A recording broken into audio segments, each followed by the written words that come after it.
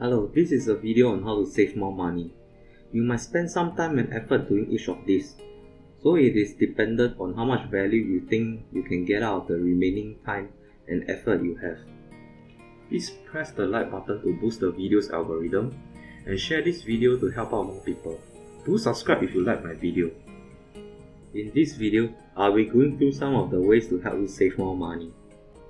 Firstly, pay off your debts as soon as possible to prevent the interest to be compounded up.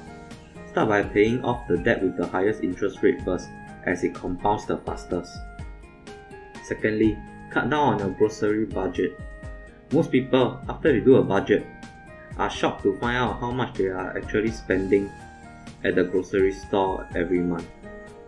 Save out on groceries by buying only the essentials and not spend on snacks which have high calories per 100 gram as they are not filling.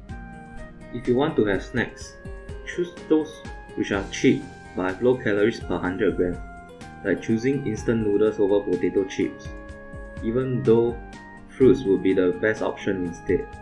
This will guarantee the maximum value you can get out of each dollar. Thirdly, refrain from as many subscriptions that you do not use on a daily basis, such as Netflix, Hulu, Spotify, or gym membership. Instead, buy products that are one-time purchase and lifetime use. Usually, those have more value for each dollar, unless you are an extremely frequent user of the subscription-based service. Fourthly, choose generic brand over name brands. Hands down, one of the easiest ways to save money is to give name brands the boot. In most cases, the only thing that is better about name brand products is the marketing. I always just check the specification, materials, expiry date, and reviews of the product to make my own judgment, and usually they are quite similar between generic and name brands. Fifthly, reduce energy cost. You could wash your clothes in cold tap water. Use a more power efficient power supply unit for your desktop if you have one. Buy electronic equipment with the performance you need rather than just buying good performance ones, as they also come with a higher price tag and energy consumption, and install LED light bulbs. Next, learn to do some of the necessary services yourself, such as cooking and cutting hair. Cook and pack your own lunch, as the stores outside charge a hefty premium for cooking things. Their cost is usually half of the food selling price. The same goes for cutting your hair. Consider asking your parents or your spouse to cut your hair for you. Then, you could also buy things when they are on a sale, or buy second-hand products at prices with respect to their lifespan. For Singapore, usually Shopee.sg has more value for each dollar, while Lazada.sg is better for larger electronic products. I will link the website that says this down below.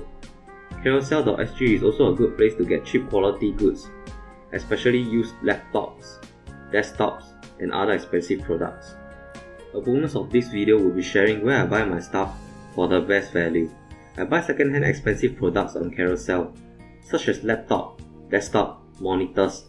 Cheap things lower than $10 on Shopee, such as microphone, earpiece, speaker, and pricier electronics such as fan on Lazada, as it might be hard to carry a second-hand fan from someone's meeting place back to your home.